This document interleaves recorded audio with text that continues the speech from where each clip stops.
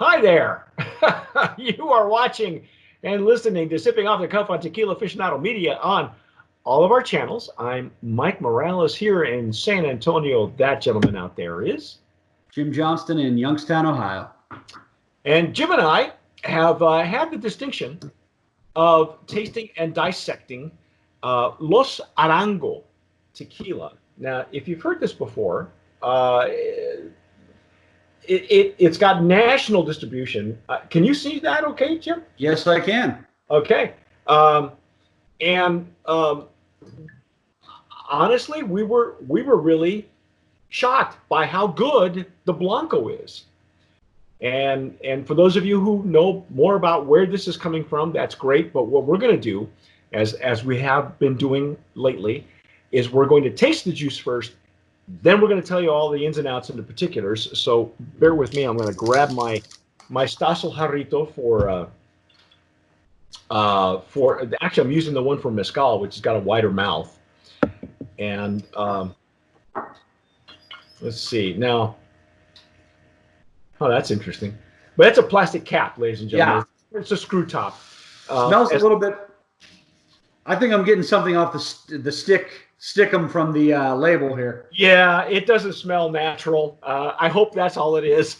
Yeah, I hope it's from the cap and not the juice. Yeah, me too. But anyway, let's see.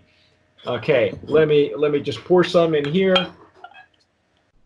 My screen's a little messed up here right now. Oh, that's a pretty color. Yeah, wow. It is. A lot darker in this bottle, and I think it's just because of the way the light's hitting with the label on it. A little lighter in here, but a real nice. It's got a nice Irish whiskey color to it. Yeah, it does, doesn't it? Now they sent us we don't have any POS per se, but they did send us a press release, which is how I got a hold of them in the first place. Let's see if they even tell us. Supposedly, this tequila, they wait at least 8 years to harvest the agave. They have special yeast that they're using, and I would imagine it's proprietary yeast they're using off their own agave. And now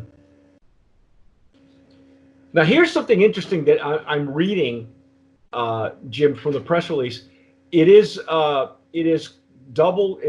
column distilled, and I know that particular distillery has a column still. I do know that. Okay. So obviously they're mass producing this baby, a lot. Right. Okay, so let's see what we get as far as smell. Oh.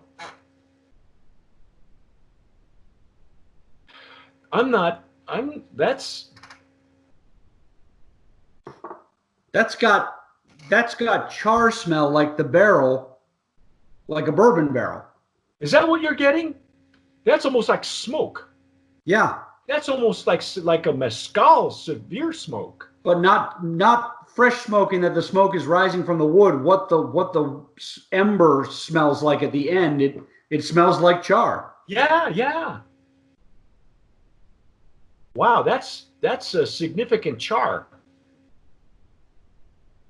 And now that it's opening up a little bit, that's starting to go away. Some of the alcohol is coming back up through it, but that's the first real dominant smell, is that char smell. Yeah. Again, beautiful color. I'm not getting a lot of legs and tears initially on this glass. It's just now starting to drip slowly.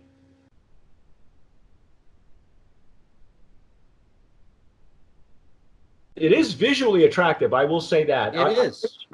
I wish they would tell us how long it's being rested. That's one thing that I don't have notes on.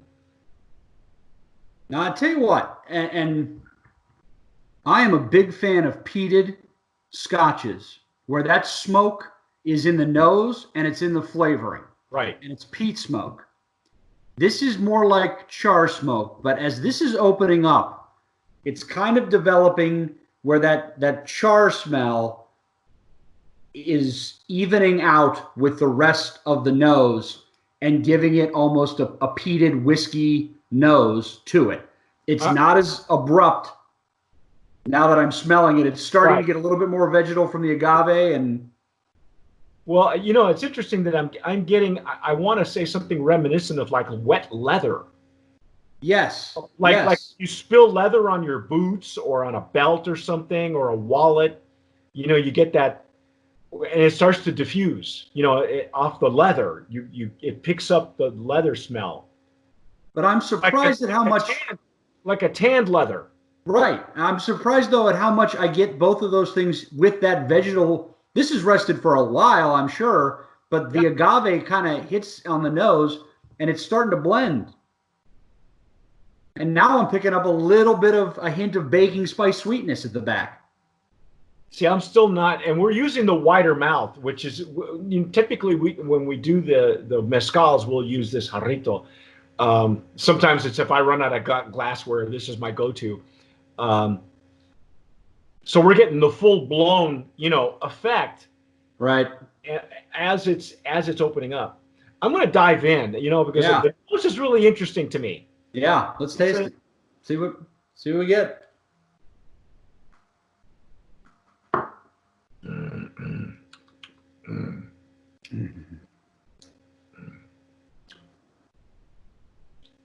Whoa. That pepper's still there. Yeah. It's much sweeter. Yeah. Intake. I got more of the subtle. You know, I'm not sure if this is whiskey or bourbon. You know, because it smells like a bourbon, but it's reacting like a whiskey. Yeah. I mean, I'm just getting at the corners here a little bit of that charred barrel flavor. And the way this is going down, what I think was the baking spice that I was getting just a hint of on the nose, and a little of the baking spice sweetness that I got here is reminiscent of a bourbon barrel imparting something onto this, where it really picked up the characteristics of that charred wood, and the sweetness and the char give it almost like a baked molasses or baked kind of spice sweetness. Do you find any bitterness on the rear of the palate?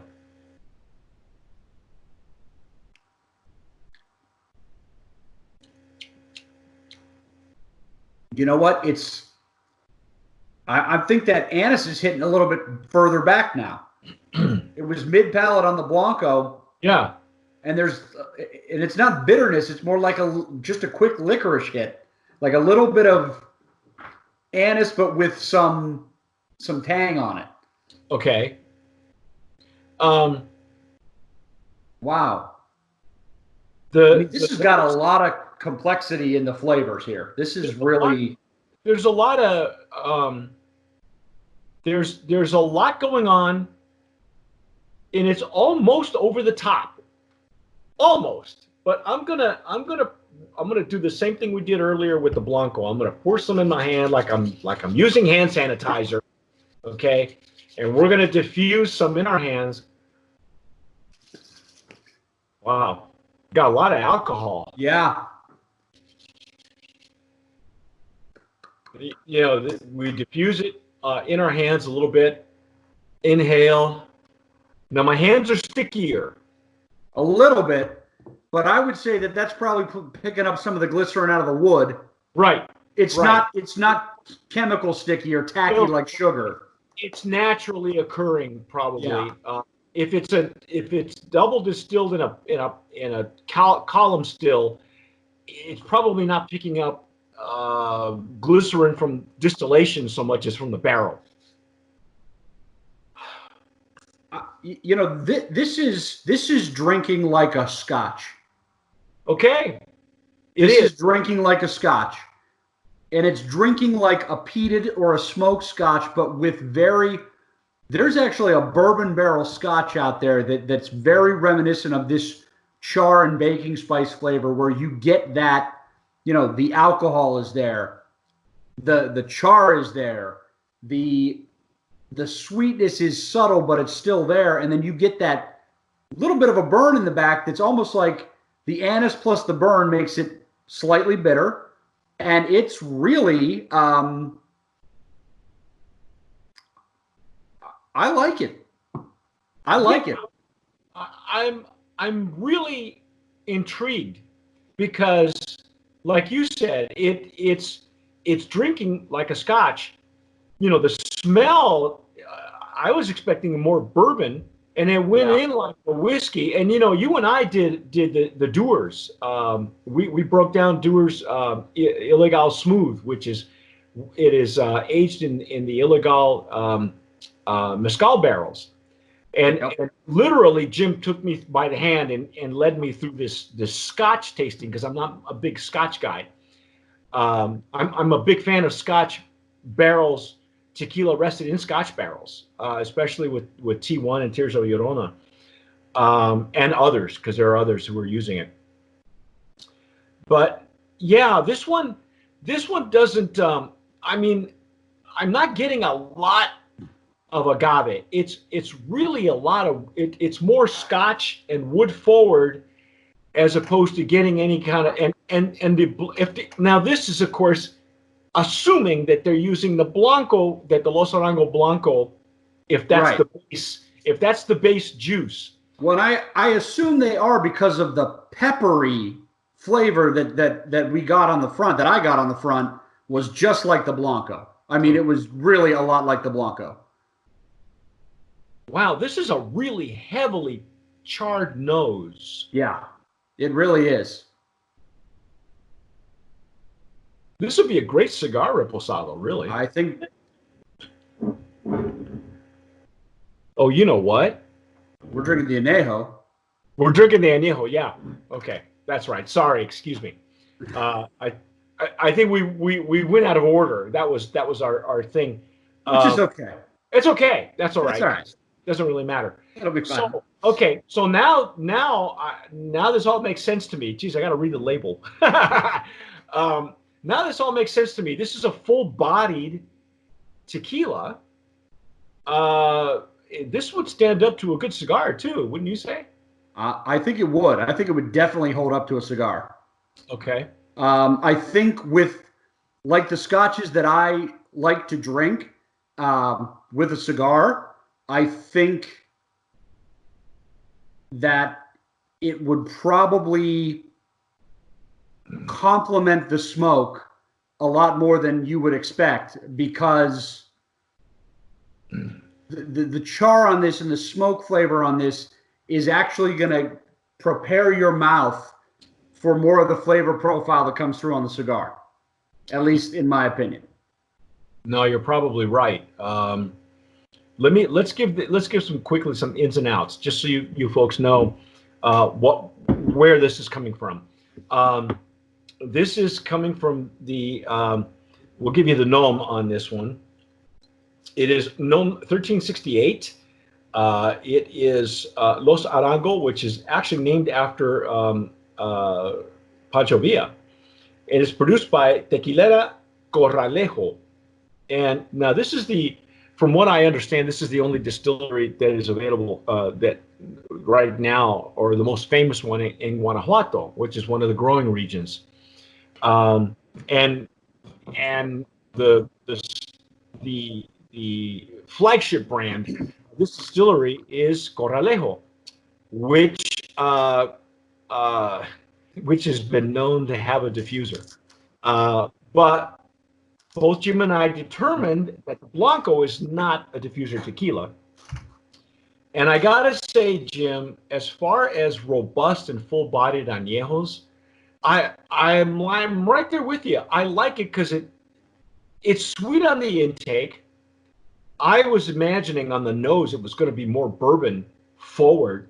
It's not. Yeah, it's very. It does still hold up all the characteristics of tequila but adopting a lot of the barrel stuff that comes with a bourbon or a Scotch. Yeah. So if you're a Scotch head, or like Jim is, because and hopefully when you folks have seen this or will see it, because we have, this is our biggest year ever for tasting. So we're booking right now. We're actually scheduling out till November. We have Oh, so many wow. tequilas out there, and we're posting twice a week. And it looks like we're going to wind up having to post 3 different tastings a week. So Wow. we're that and books, and so we're not just sitting around just drinking, right? Um, but it seems to me that if you folks have not, hopefully by the time this airs, you will have seen the Doers. I believe it's already been out. The Doers Illegal Smooth that Jim and I did. Revisit, because Jim actually takes me through the what to expect in when you're drinking Scotch, and what we pulled out of that. It was really weird how he pulled out characteristics of Scotch, and I was able to discern the characteristics of the mezcal that were Right. there present. It was really kind of fun. It was a fun a duality that worked. Oh yeah, it was, and it was. This is very reminiscent of that, in that, unlike it being a Scotch where you've got to pick up the mezcal portion of it, this is tequila, but it's very easy for me to pick up the Scotch portion of this because it's the technique that does that, but it still retains all the tequila notes it has to hit. And I think this has picked up much more of the good qualities of the barrel it rested in than a lot of the Anejos we've tasted. It really picked them up well and carried them well. I again didn't want to like it, but I did. I think it's a Brand of Promise nominee in that Anejo category. Just to reiterate, we received their press release in April, and it's not telling us which of their expressions won, but it won a double gold medal in 2020 San Francisco World Spirits Competition. So it's not I don't know if that means anything to you folks, but it's not it's no slouch. And they were going to have a big rollout for hopefully culminating in Cinco de Mayo, but with the where we are right now in the pandemic, that all those plans kind of went by the wayside probably. But anyway, that's going to happen in September too. September to Mayo. Yeah, September to Mayo. So September to Mayo, to Derby, to Masters, to all the things that got canceled. They're rolling into like 2 weekends of everything that I do from the beginning of the spring until the middle of the fall is going to happen in 2 weeks. So if I survive that, it'll talk about a wardrobe change. Oh, it's going to be stupid. I'm going to, it's going to be whatever we're going to celebrate Cinco de Mayo on. They're going to play. They're going to run the Kentucky Derby, the Ryder Cup, then the Masters. It'll be snowing outside, and I'm not going to know what to do. Oh my God. Well, folks, that's again didn't want to like it, but it is a higher end. The MSRP I got on this Anejo is $62, and I'm going to go out on a limb and say this is probably the line that Corralejo used to be. There's a stigma involved when a distillery has a diffuser on, but there's a way to discern stuff. And Jim and I, unless we do a chromatography, unless we got somebody who's got one of those, and every distillery has it in their lab, or the CRT has it in their lab, I'm going to go on a limb and say it's a Brand of Promise nominee in that Anejo category. I think it's well worth it. There's a reason that they use the cap that they do. This is there. If you've seen any pictures from the Hacienda Corralejo, these fermentation tanks or aging reposado tanks, they're huge, and that's what they're famous for. They're famous for these tanks. That's what the cap is for. So there you go. There you have it. That's our take on the Anejo. Stick with us. Now we're going to go work backwards, and we're going to do the reposado, which comes in a different color bottle. But anyway, that's our take. I'm Mike Morales here in San Antonio. That gentleman out there is Jim Johnston in Youngstown, Ohio. You've been watching and listening to Sipping Off the Cuff on Tequila Aficionado Media on all of our channels. Please subscribe. Hit that notification bell if you're watching us on YouTube, because that means every time that Jim is on a video, you'll be notified. And then on your smartphone, then you can watch him dissect me with me, or you can just tune me out. Anyway, what? Or me, it's hey. Hey, we got nothing to do. We're stuck at home. So whatever you do, tomar sabiamente. Sip wisely.